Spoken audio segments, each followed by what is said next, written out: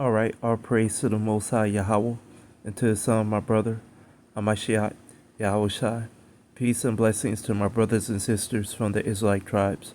All right, in this video, we're going to get into some DNA information dealing with the Yemen people or the Yemenis people.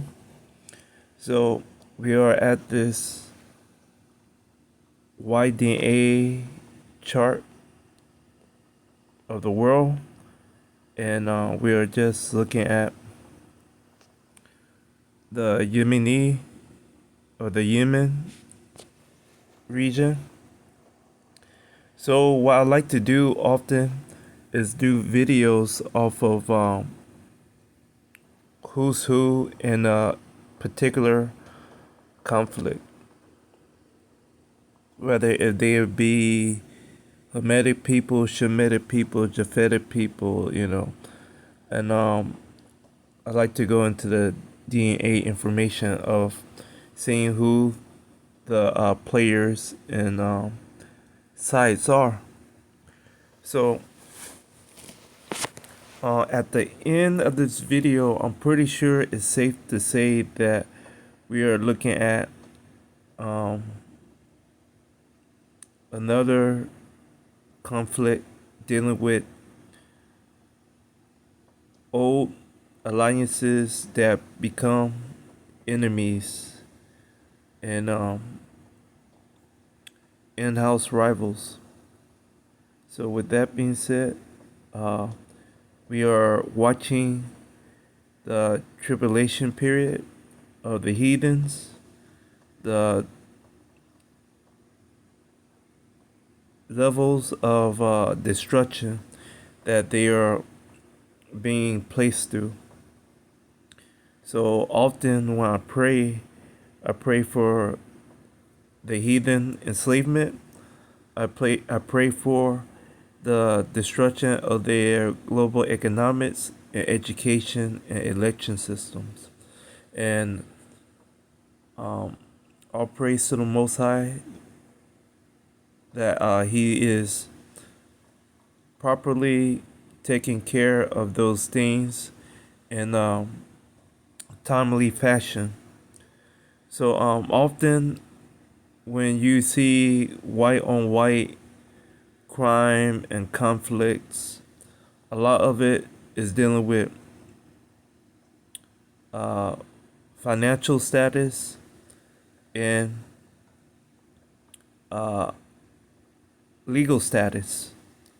So they've been going after each other for a while with certain legal status and procedures and financial status and procedures. And so at the end of all that, when they exhaust those measures, whether they be full or half, they get into proxy warfare. And the proxy warfare is who mercenary force, who militia, who small country they can manipulate to do a bidding or a battle or a operation on their behalf, but out going all in via asking lawmakers or other entities a part of the government to say, hey, we need permission. Often in the U.S. have a huge slush fund that they could get money and funds from to not even worry about going to Congress or asking the government about anything. And we have proof of that with what happened in Venezuela and other countries in the past. So we are looking into the Yemeni conflict. The Yemeni conflict dealing with the Houthis. The Houthis are known as the honey badgers. They are taking on whoever wants smoke and fire. They are taking on neighbors, used to be allies, possibly allies at this point with Iran. Um, Somebody is setting somebody up. They are going against uh, new nemesis and old nemesis. Um, you name it, they are taking on a lot of enemies. So the question is, who are these people? And who are these people that are attacking the Houthis? The Houthis are attacking Israel because they feel like the people in Israel are not the original Israelites. And not just that, but they feel like I might be putting stuff in their mouth, but they feel like those people in the Gaza Strip are defenseless and need, backup. So the irony is, most likely all these people are closely related people. And so I pull up this map and we're gonna look at it because there's some obvious conflict of interest involved. So we're gonna probably, solve the mystery without even going into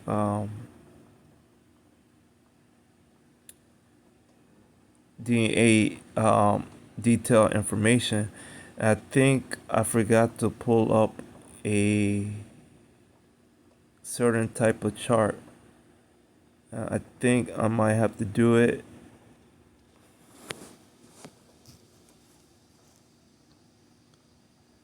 because I think I just have the DNA, the empty DNA of what I want.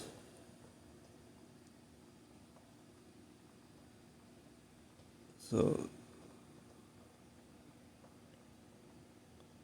let's go here.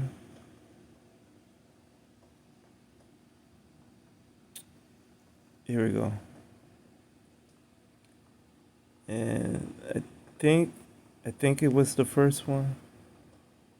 Could be the first one. I think this is it.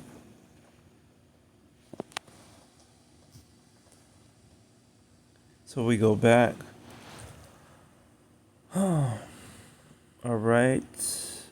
So we are back to this layout. So we are looking at this so-called Greater Levant region. So as you can see, real quick, this is Egypt right here. Remember that.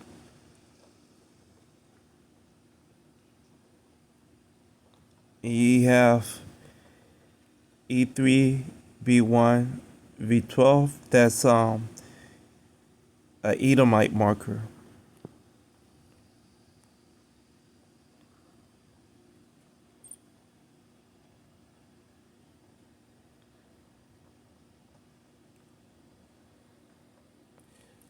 But that's Egypt. Now, just because Edom marker is there, don't mean that's their original place of being. So we go to the Middle East or Near East, some people call it, and you see this J1. You see a J1, and then you see dotted lines going into the region as well with F, G, I, J, L, T. So F is dealing with Elam marker.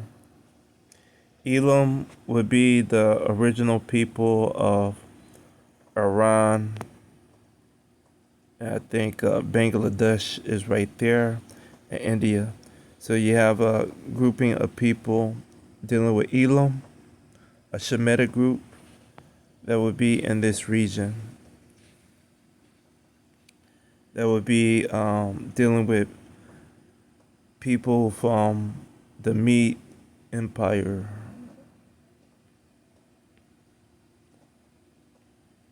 G, this group, G through T, is dealing with Japhetic people via Europe and Asia.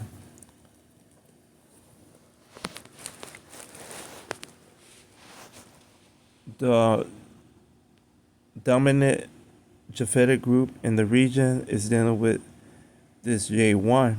So you have this J1, but the J1 comes from this region. So right here, this G2 would be the first grouping of Japhetic people, G2 or G1. Any way you want to call it.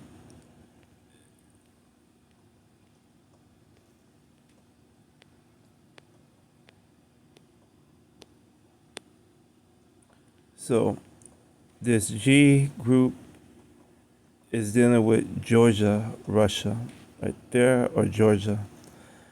This backside, this J1 and J2, would be dealing with this region of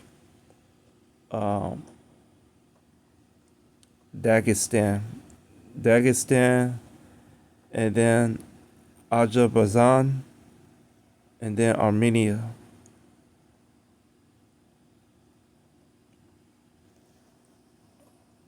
So within this pocket, you have, I think right here is Armenia, right here, this little blue spot.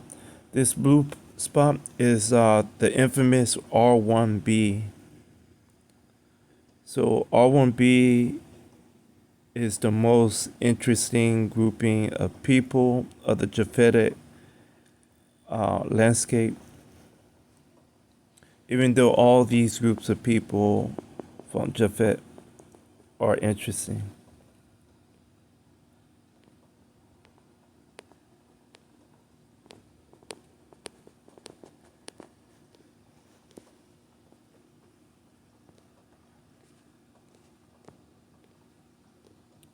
So let's get back into this Yemen thought and discussion. So we need to find out who the Yemenis are and who are the people that are making it hard for them to support their causes. So Yemen, for a while now, been at war with America proxies. So that's a irony because a while back Osama bin Laden was based out of Yemen, based out of Saudi Arabia. You know, very interesting. Coincident. You have Ethiopia, the land of basically the so-called Lion King, the land that haven't been conquered or oppressed by anybody, having the most American military bases in a country more so than any other country in Africa. So, what's really going on with this particular region? So you have Japhetic groups that are claiming to be Shemitic groups of people in this region.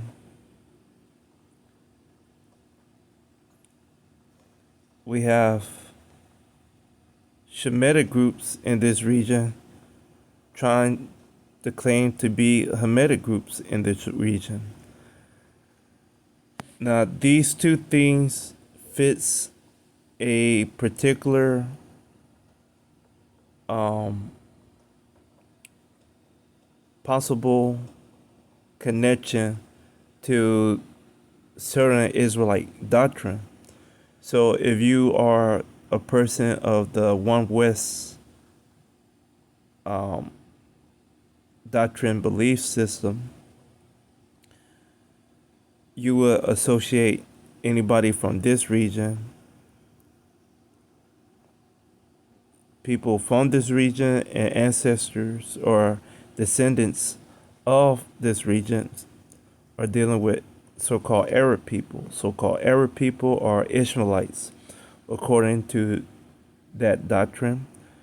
And then, according to the same doctrine, so-called people from Ethiopia are dealing with Cushites.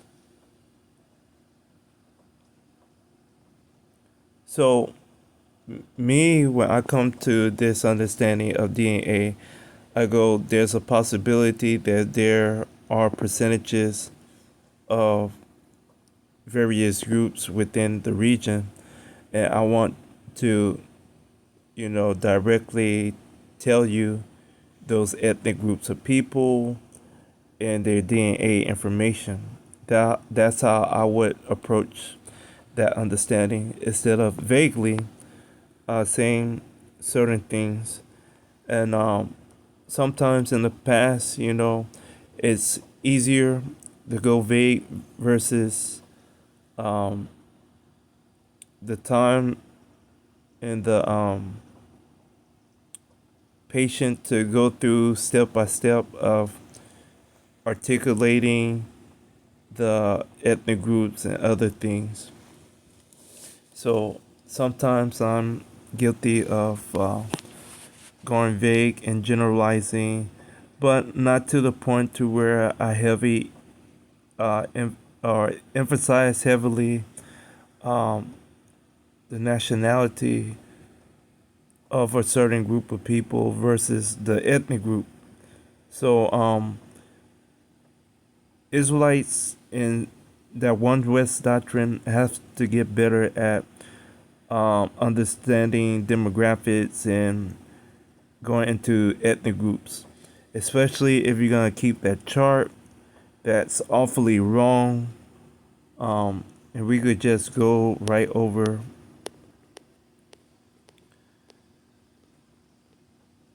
So these are the groups of that chart. These are those groups.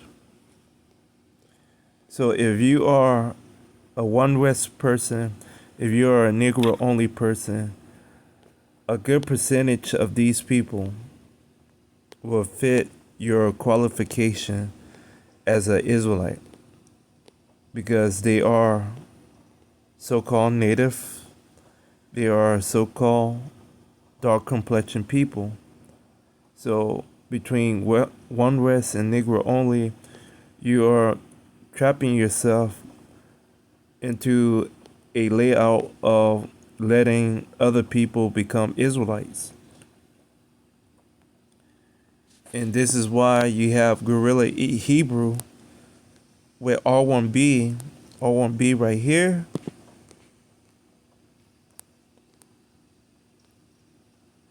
R1B right there, R1B right there, R1B right here, and then R1B right here. And there's a reason why R1B is right there.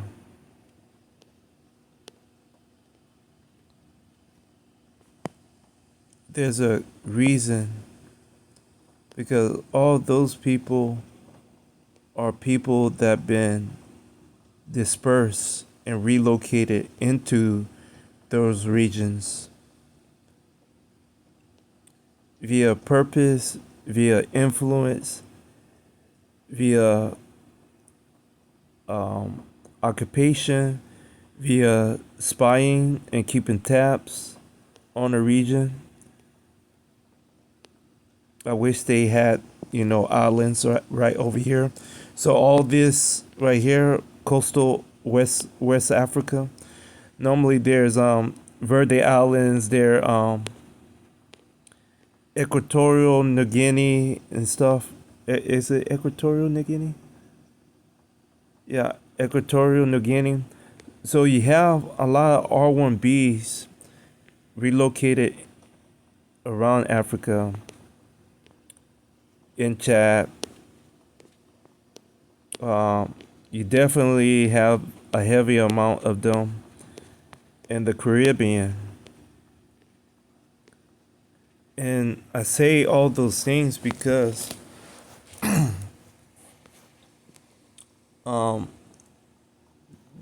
those doctrine are pro giving away Israelite heritage to other people when Israelites are just dealing with E1B1A, and that's it. And E1B1A on this layout would just be E3A. Even though E1A right here, when it gets into the subclades, there is a so-called E3A for E1A because it'll just be E1A, E1A, E1A, 1A, 1A. So when it comes to E1B1A, they play those word games to try to confuse people.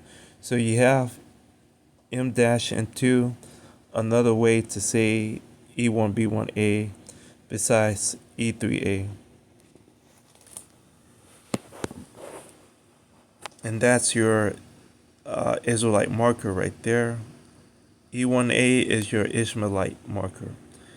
A1, B1, your Hamitic marker.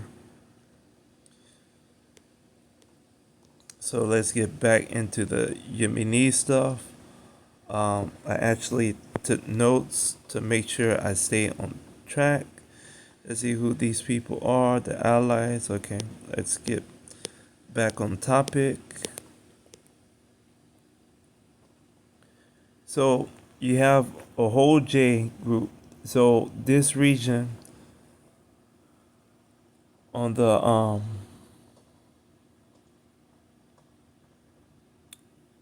in Israel, so this Israel setup, you have J on both sides. So you have a irony. You have like a solid pocket of grouping of Japhetic people that are closely related. You have a J group from the Y-DNA, and then you have a J group from the mtDNA, from Japhetic groupings of people that are heavily paired together in this region. You have also other Japhetic groups, but I'm just, using this pairing as a reference point. You have other Shemitic groups. You do have Israelites, you have Ishmaelites, you have, other groups of people within this territory, but the majority of those people are dealing with Japhetic people in tiers of various groups of people that have been possibly in arranged settings and deals with massive clans of families. So it gets interesting once you go into a detailed look. So Israel is dealing with a heavily paired pocket of J groups on both sides. And then once you get into the Arabia southern part, you have various tearing going on between Japhetic people and Edomite people, Japhetic people and Israelite people, Japhetic people and Hamite people, and so on. So you have enough um, enough of a melting pot in this region to understand how it used to be Babylon and how it's, you know, a reference back to that dynamic of that territory. So, yes, there's a spiritual Babylon. Yes, there's a financial Babylon. And yes, there's a physical Babylon. And yes, there's a historical Babylon. All these things could be a thing. Um, so, the Yemeni people is heavily under this J banner. So they are Japhetic people. A lot of the resources that are fighting against them are dealing with Western European countries. So you have this R1B group, basically NATO grouping of people. So you have this R1B and this I group. So for people that are losing count, this I group is dealing with like Scandinavian groupings of people. So this would be your pale complexion people, basically. You have like pale complexion people. Your I, your H, your N. Um, I want to say sometimes G, even though G, if you go on YouTube, there's a lot of very dark complexion people that find out they're G and J. So G and J, even though G is the first marker and it's in the Caucasus Mountains, that don't mean much because K is also a part of the Japhetic groupings of people. And these are nothing but dark complexion people. And then you have O.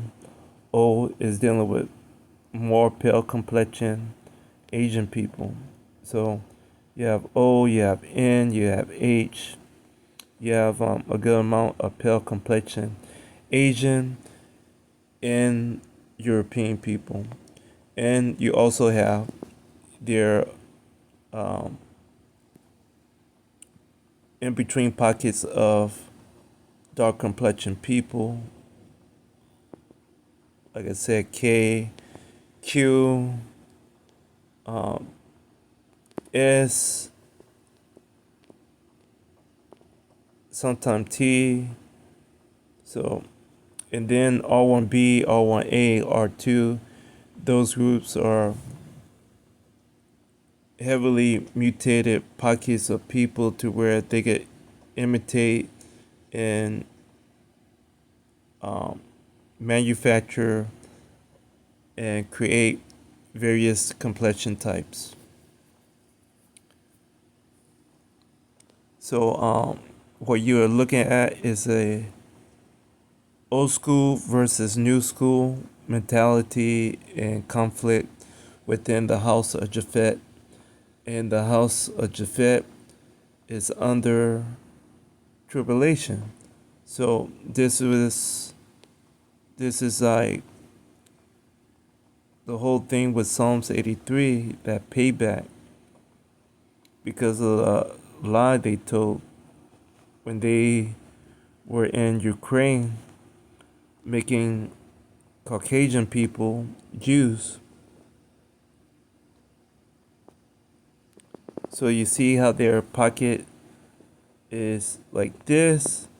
All those people move into this region because they didn't want to be conquered by so-called dark complexion people from Africa. Even though Europe was already, populated by dark groups of people,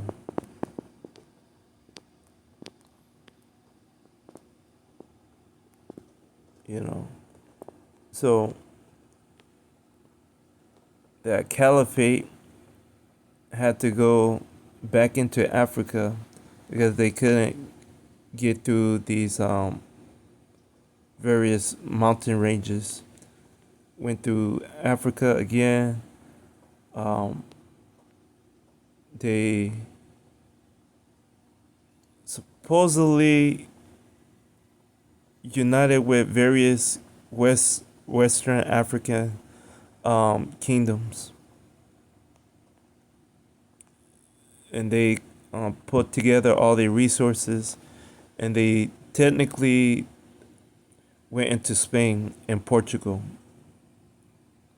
And from that point of being in Spain and Portugal, um, the influence that they sustained in that um, area inspired a lot of other European groups. So you have a lot of those people creating a very much similar melting pot that was already going on in Africa and Europe. Meanwhile, you had various territories of pockets of pale complexion and dark complexion European people scattered.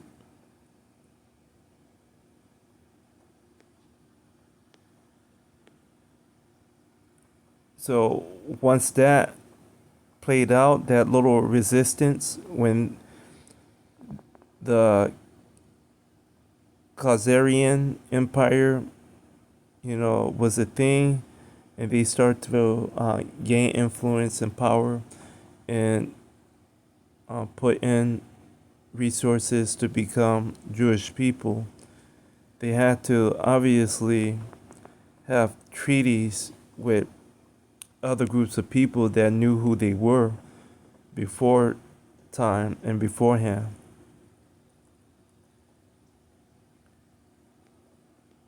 So that's where the whole, conspiracy and Confederate come from. The whole conspiracy of these people becoming Jews. That's why Ukraine is heavily in a war that they won't ever come close to winning. And that's why Russia is easily carving up territory, because all Russia want to do is be able to move their biggest military via land through the Middle East.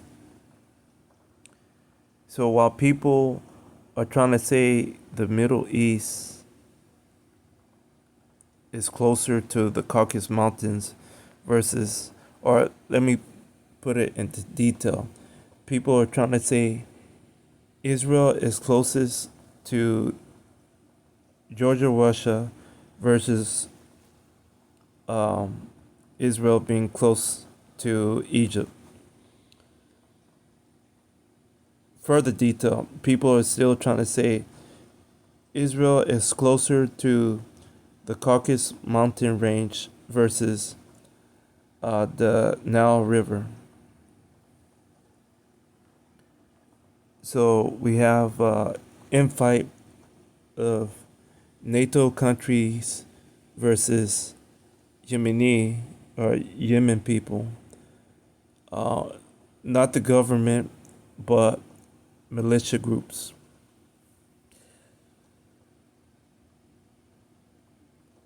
And the Houthis, once again, they was terrorizing U.S. assets in Saudi Arabia. And U.S. assets in Saudi Arabia are the oil fields. So Iran was funding the Houthis to go to war with Saudi Arabia. And the United States was constantly selling Saudi Arabia military equipment to fight against the Houthis. Meanwhile, America dispatched ISIS into Syria to destabilize Syria and to basically distract the government from protecting its oil resources and putting in U.S. troops into the region. So you have ISIS destabilizing the country, and then like the U.S. double up. They created another entity within Syria just in case ISIS couldn't come through, and that's when Russia started to send Wagner troops or even Russian military into Syria to support Syria because Syria was being overrun by a U.S. coup style destabilization force. So they put in several groups to destabilize Syria. So the purpose of the Ukraine conflict was to, yes, to prevent Ukraine from getting NATO membership, but the other thing was to create a buffer zone. They need a buffer zone, Russia, because Russia is gonna march down into Israel. So they could either march or they could build a trail or a train track or a train rail to get them into this region, into Syria,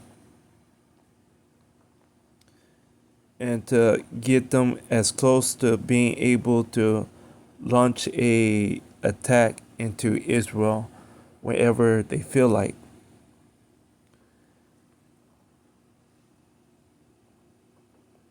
So they needed this conflict, and the U.S. gave it to them. The U.S. gave them energy and motivation and the time to prepare for a operation like that. And they were able to do that because a lot of these countries in the past been allies. So the same with this region. You have a lot of groups of people that were and are allies with the United States and the United Kingdom. Not just that, but a lot of the monarch people are like basically monarchs via the UK. So this is their backdoor support. That's why I call, the religion of Islam or Muslim, I call it the back door for Christianity in this royal monarch of your United Kingdom, because they planted that religion for a reason to manipulate and to control these people after World War One.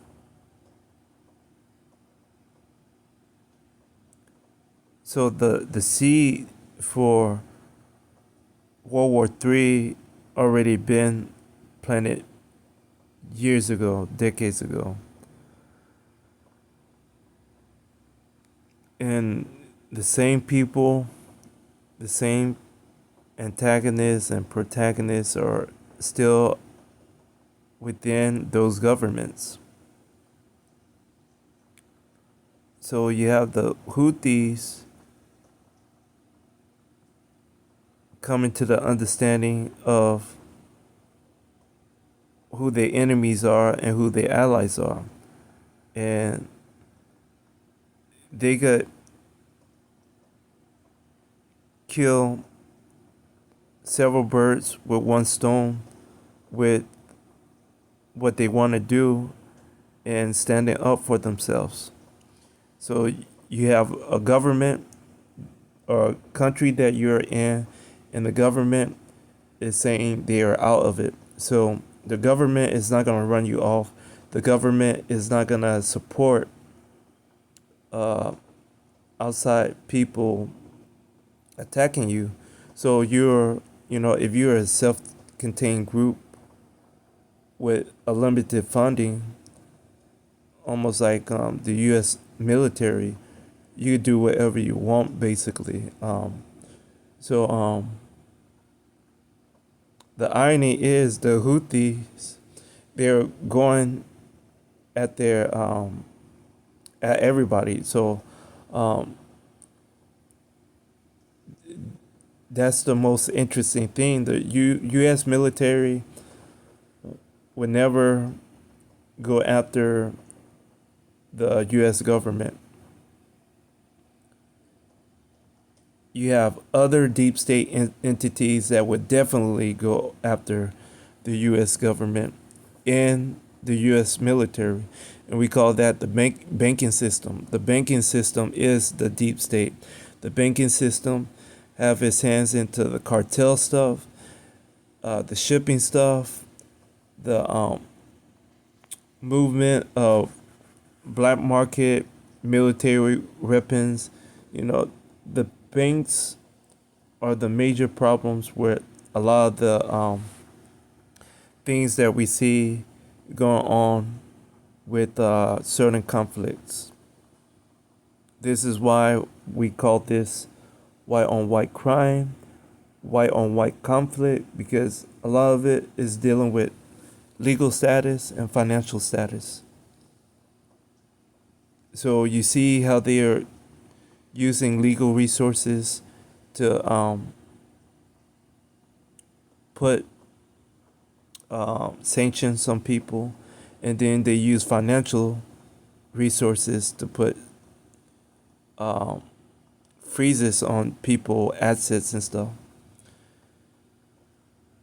So, so we are in the process of watching these bullies become, threatened by their own, yes men and yes groups. So I'm sorry about that rant. Now we move on into I think I want to share the chart. There's a chart I want to share with y'all. So we'll just look for the chart real quick. Here we go. So this is the Middle East chart. And here goes some type of disclaimer.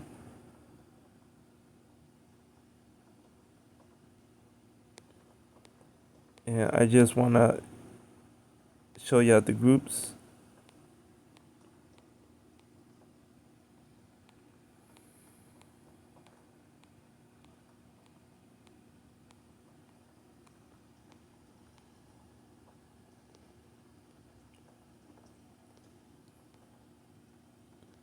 So these are the haplogroups. Make sure I say it right because pretty sure in a lot of videos I've been spelling haplogroup and saying haplogroup wrong. So forgive me for that. So you have E dealing with a grouping of Abrahamic stock of people, which are Shemitic groups of people. G, I, J, L, N, R1A, R1B, and T are all dealing with Japhetic groups of people, whether they be in Europe, Indo-Asia, or Asia. These are all the same groupings of people. The consolidation of E is possibly and most likely on purpose because they could have done the same thing with Japhetic people, just go GT, but they didn't. But here they did E when there's several groups. There's E1A, your Ishmaelite group, E1B1A, your Israelite group, E1B1B, your Edomite group, your E2 group dealing with Midianite. So we're going to scroll down to the Yemen grouping real quick. And it shouldn't be any surprise with what I just showed you. But we got to question one thing on here, and that's the E. So we just going to make sure we keep a tab on E and J and figure out something later. So you have Yemeni, Yemen, and the same thing,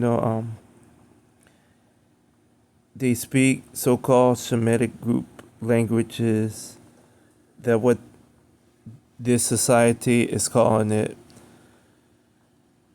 So let's look at the markers. So no surprise, you have percentages under E and J. So I say no surprise because of the J. Now the E stuff, let's go back to see if the chart, the world map had E.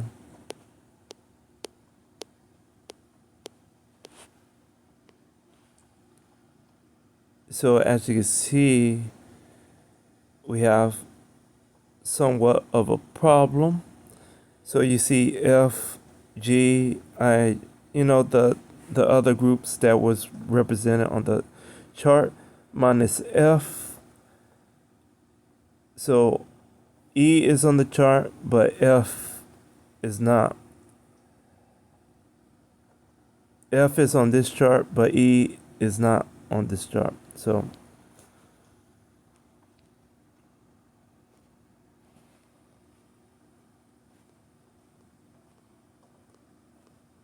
we go back to the chart one more time.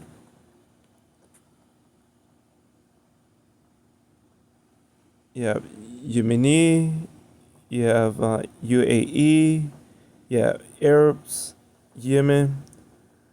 So the brown numbers are dealing with the percentages or the amount of the sample. And then you have because that's the brown numbers are the E group. And the green numbers is dealing with the J.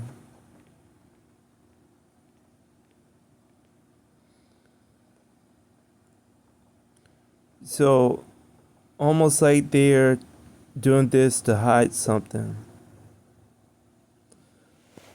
So what should we do? So I think we'll go into, and I just wanted to pull this up. That territory is dealing with, a obvious biblical region.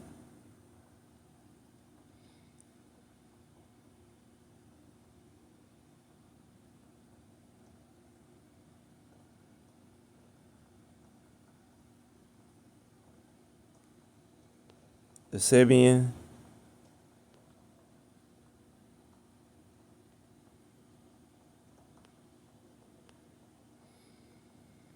And there's like so many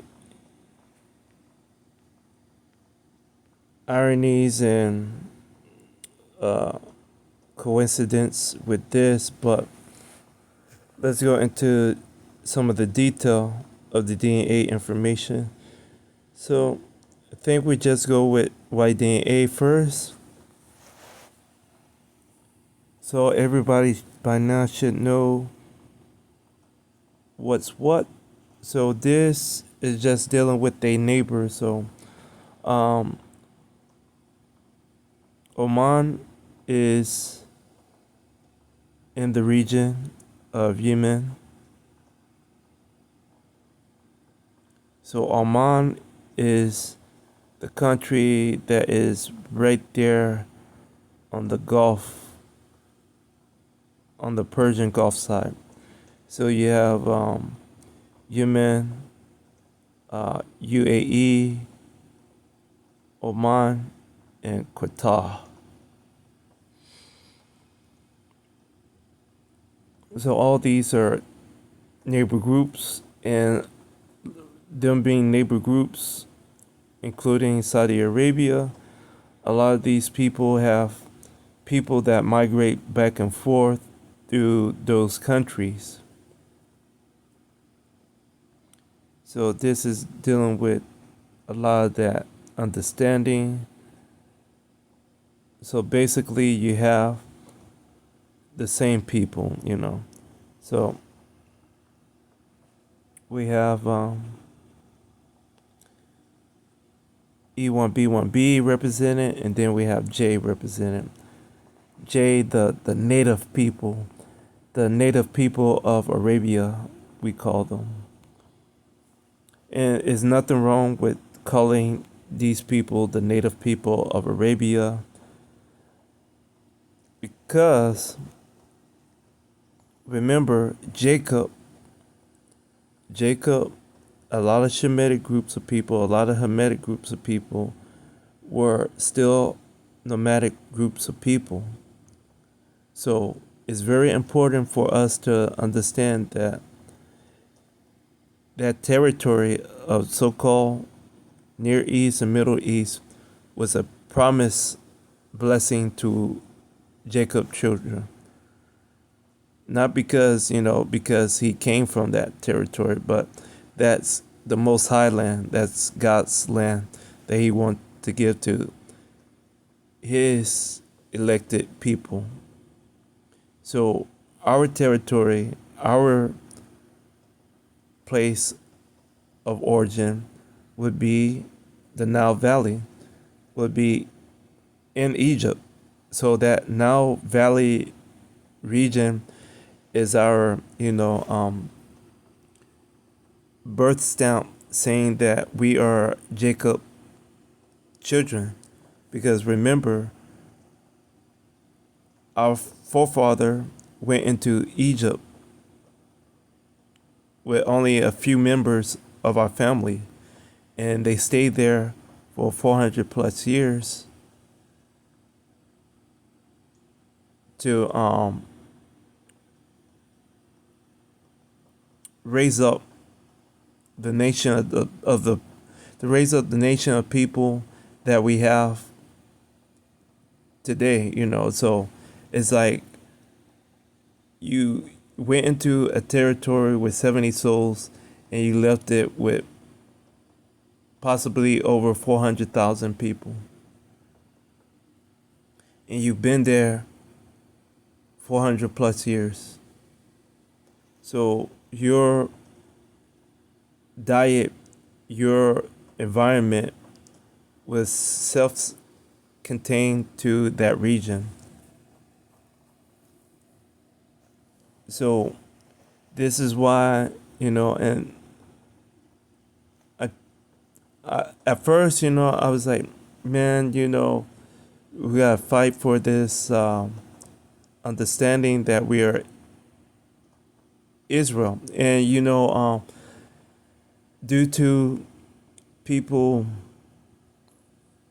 misunderstanding in terminologies and words and language barriers, it's easier to say that you're children of Jacob and have the blessing of Jacob versus children of Israel, because everybody gonna be thinking about the kingdom of Israel being in Israel and so on. They are not gonna be thinking about Jacob and the name changing, because a lot of people don't even know how and why the name change and everything.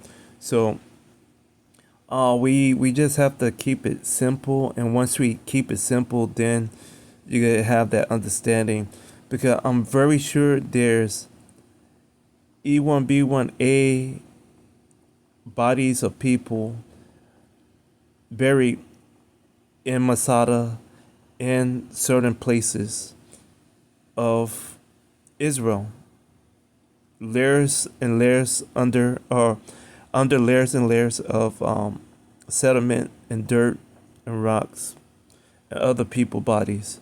Remember, a lot of civilizations tried to conquer Israel. So there was a lot of wars fought at various or in various places in Israel, even among Israel tribes themselves. So we have to just be mindful of Mother Nature and the way Mother Nature handle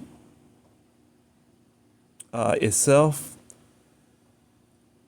and the way that we tend to handle ourselves after conflict and wars and empires, or during wars and empires.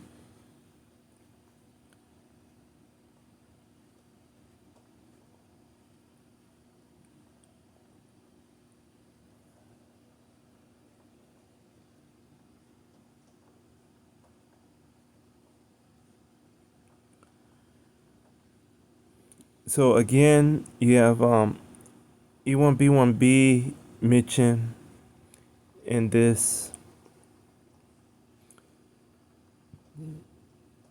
So we got two witnesses already. So now we want to know in detail who were this E group. So we go to this chart. There's a chart. So we go to Yemen, and you see 62, and we go back out. We want some clarity on this information.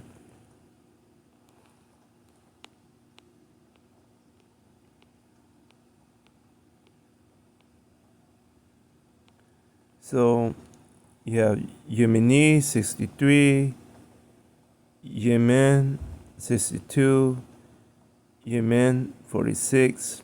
So we don't know if they are referring to this 62 or another 62. It's a shot in the dark, but we know the reference point is dealing with this E group. So we go back, trying to get some clarity on this stuff. So Yemen 62, and I don't know if you can see it on this. I might have to go into like a full size. Okay, this would be better. So we go back out 62, and we're going across the layout. Now you have some wild markers on here, but nevertheless, we are closing in on what we wanted to know.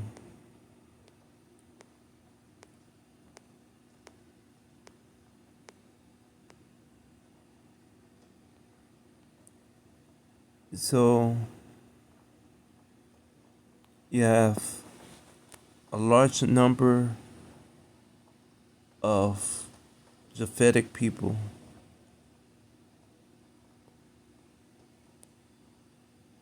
and this could be right here. This crazy number could be dealing with AI instead of a J group. So this could be a straight I group. And then I think this is like a, man, can't really see the number. Don't want to even speculate on that one. But I can say something about these right here. So you do have E3 represented. So that would be your Israelite sample.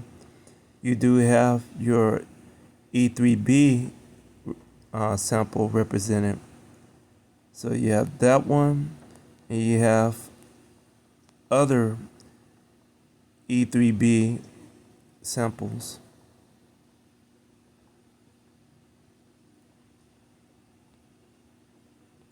So the reference of the E consolidation is dealing with a split sample of people from Israelite and Edomite ancestry.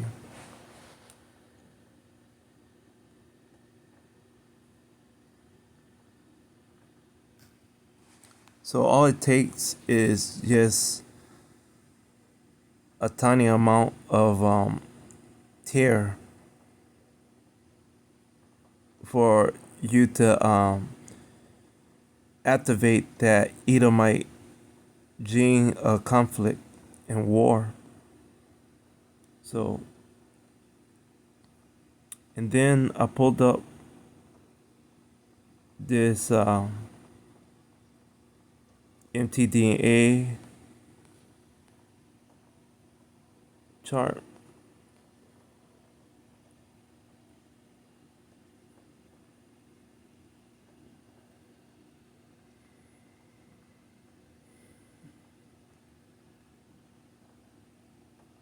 So hopefully I won't get into a rant on this one, but I just wanted to share with y'all the mtDNA stuff of Yemen.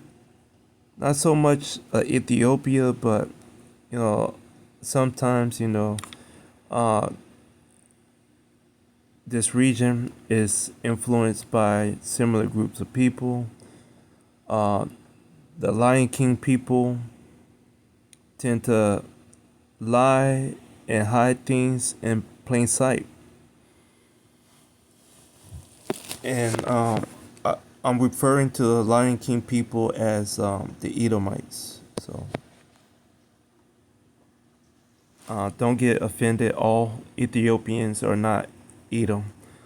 You do have other Shemitic groups in Ethiopia.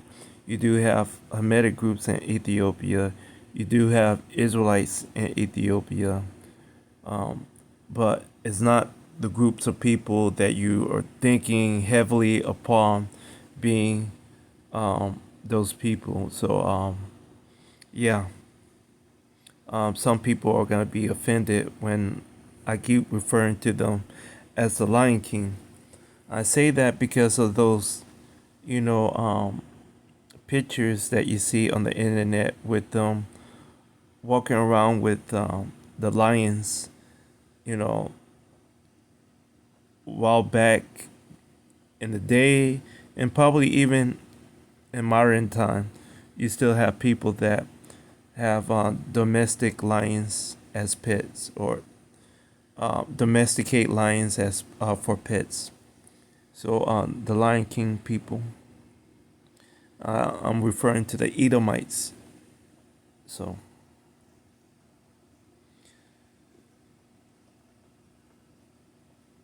So right here is what we are getting into.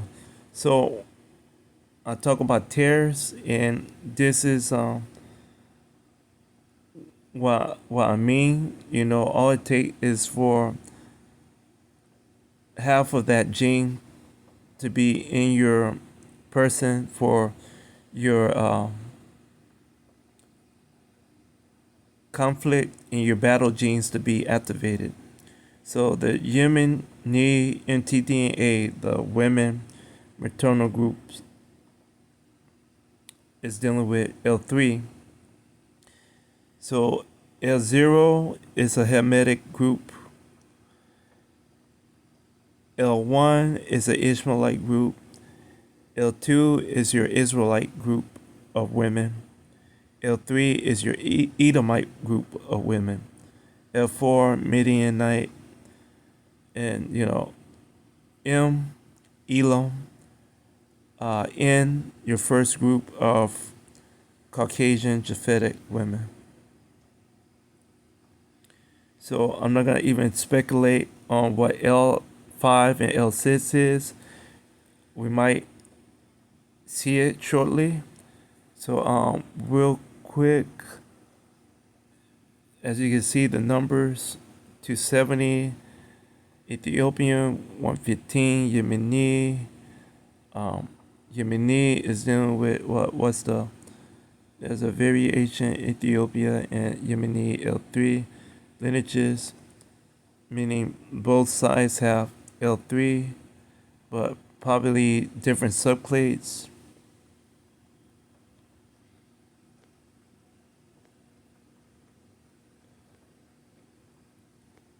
So L5 and L6 is just a ladder group of some of the other groups of L groups. So we'll probably not get into that because it's confusing, but I can show you something to make y'all think for the next time I talk about it. So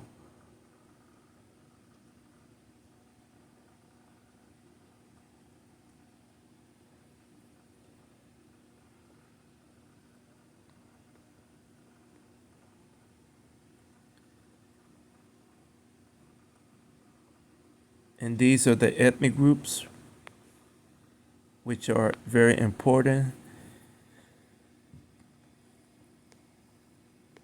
because we don't want to be vague. But even with the ethnic groups, you still have the possibility of having split groups and split clans of Israelite, Edomite, Japhetic, and other Shemitic groups of people, along with Hamites.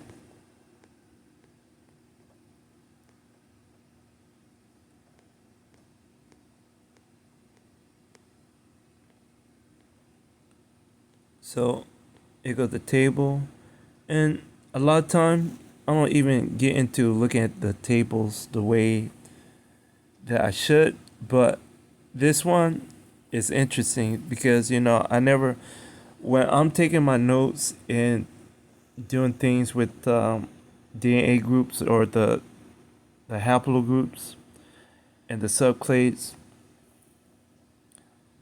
I take notes on certain behavior and certain, repeats and common things that are practiced with certain ethnic groups and certain sample sizes. So, as you can see, this they go L1, they go L5, they go L6, L4, and then you have L3, and then L2 is like over here.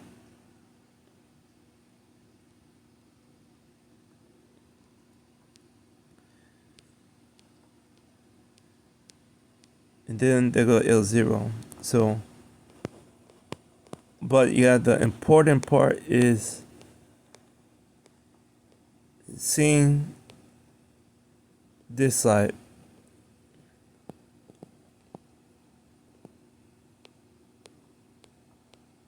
So we back out of that. And that's basically all I wanted to show, because the interesting thing, so you have, uh, I don't even have my mtDNA chart, but so these are the groups that are presented in that region.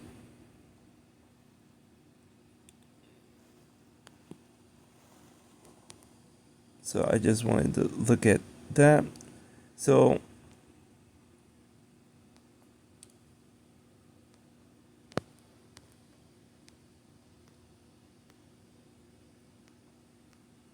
I'm gonna just give my thoughts on some of these groups if I can, and some of this I won't say. But the H, so the H group, you have HV. So these are just dealing with pale complexion Caucasian women. These women are very common with tears, uh, dealing with Shemitic groups of people and Hamitic groups of people. So they are heavily in the tear market. So you have Hitler, Napoleon, and somebody else dealing with maternal groups of H or HV. So you have E1B1B markers heavily dealing with the H group. You also have E1B1A markers heavily dealing with H group. And you have some dealing with this U group as well. So H would be the representation of uh, Germany, basically. J again is actually dealing with that Dagestan, Azerbaijan region. Um, if they want to claim the entire so-called Middle East region, they can, but it don't make them, you know, children of Jacob. They just, Japhetic people that are in the territory of that land. They migrated from southern Caucasus mountain region into that territory. That don't make them Israelites or, the tribe of Judah. They could be Jewish people all they want, because all it is referring to is the content representing a religion system, not the ethnic group of the people that's associated with Jacob or the tribe of Judah. That's the both J. So remember how I said there's JMTDNA. That's the group, the same group. So you have like a lot of blooded, purebred Japhetic people. Hitler would have been proud of that. Um, Hitler was a E1B1B person, so he was a Shemitic guy, um, wanting to hold up Japhetic values. Um,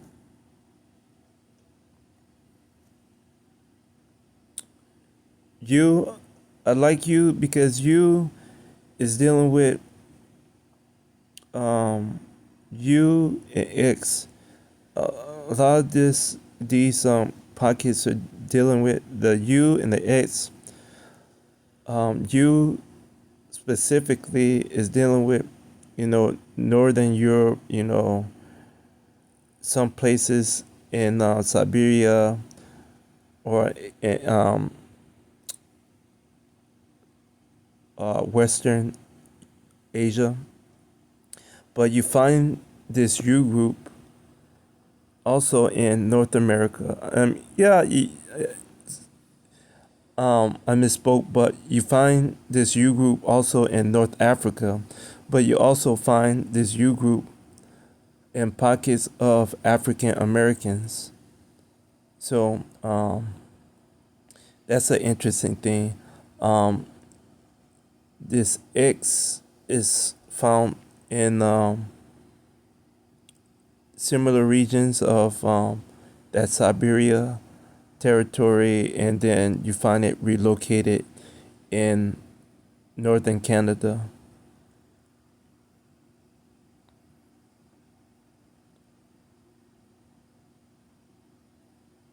And then you have this M group dealing with Elam, and that should be a thing in the region, especially in Iran. And then you have the L0 Hamitic women, should be some as well. The L2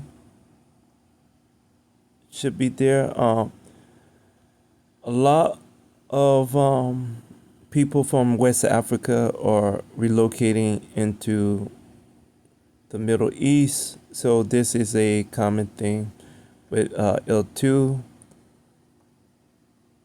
As well, you have the obvious ancestry of people being there via the sub-Sahara slave trade, where this group of people put this group of people, of women, into slave trade from West Africa to Eastern Africa into Asia. So you have a lot of these women um, also been sent into Europe.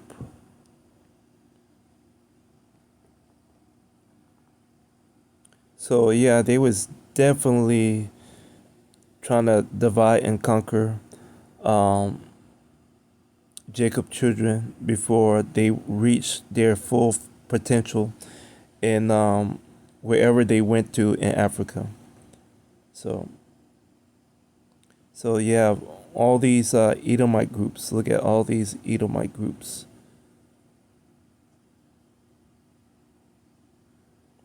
And then you have Midian.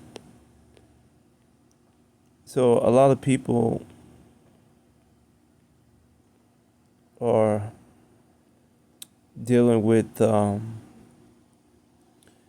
various pockets of DNA information within Saudi Arabia or within the Arabia um, layout. And these are just the ethnic groups, and we just gonna scroll down. So this one is dealing with that much, and who are these? That's the K, Japhetic group of women. 9, the U, another Japhetic group.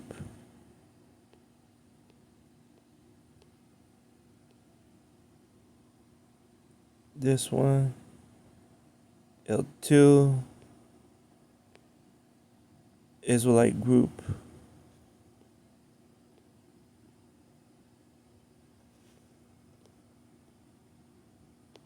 Ooh, look at that. And then it shoots up at this L6. I wonder what L6 is.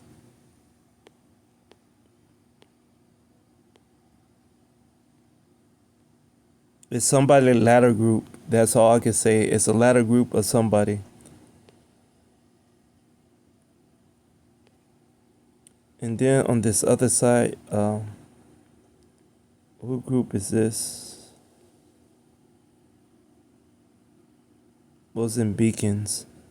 And they just, yes, these are mix between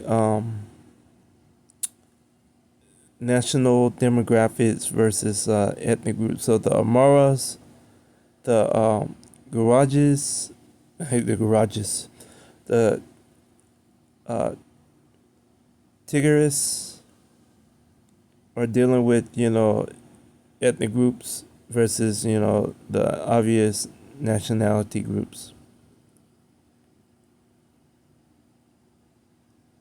And that's about it. So yeah, that was dealing with the chart.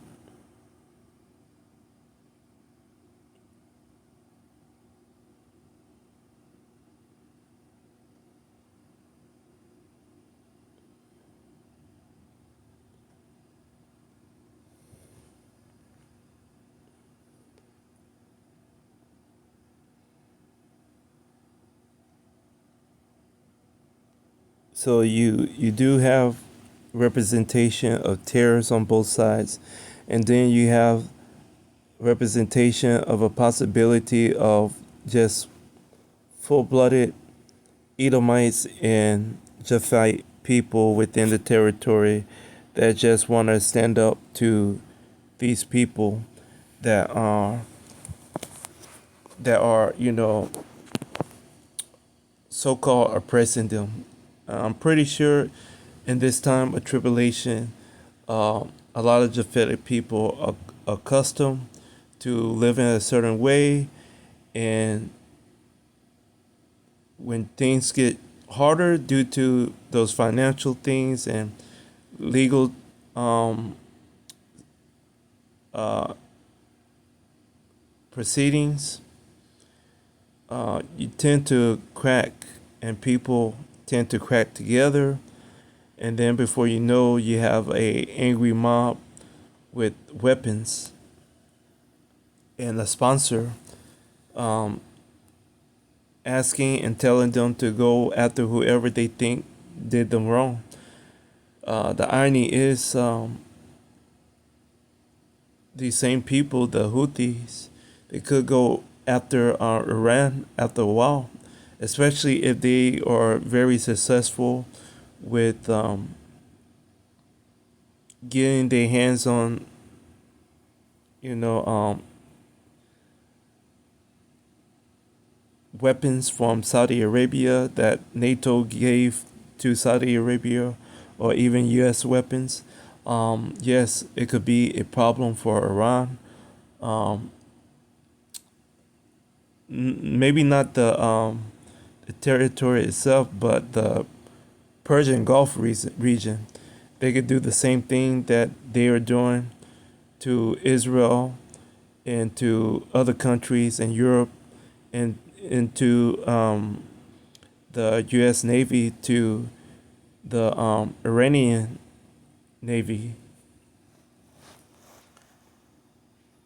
Yeah, I think that's about it.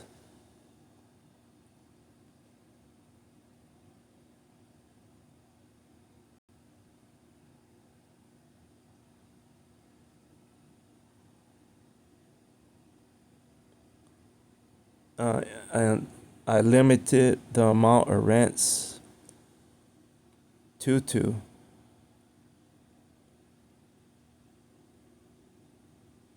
And remember that J group on both sides, they could be native to that region. We don't care. The thing is, we're talking about a a progenitor called Jacob that had children that went into Egypt, and he was promised the territory of Israel along with other properties. So, being from Israel, the landmass is not a thing, because everybody know the Canaanites was there, and the children of Jacob, when they became a set um, entity given, power from the Most High to go ahead and to take the land, you know, we was in our prime during that period, and we were, jacking people. We're just on our jack. We had the Ark of the Covenant, and the heathens, they couldn't, withstand it. I guess this is why like nuclear power is a thing, because I'm pretty sure um, the elements that was kept within the ark was something that was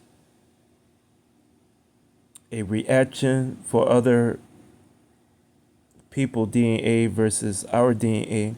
This is another reason why DNA is important, because if the Ark of the Covenant is a bioweapon, how are you going to be a tear? How are you going to be E1B1A near a bioweapon that is paired and geared towards people that are full stock gigabytes? So think about that. Um, and with that being said, um, didn't really go into too much of the CBN stuff, but yeah, I think I covered a lot of the other stuff. So with that being said, I want to say once again, as always, all praise to the Most High Yahweh, and to His Son, my brother, Amashiach Yahweh Shai. Peace and blessings once again to my brothers and sisters from the Israelite tribes.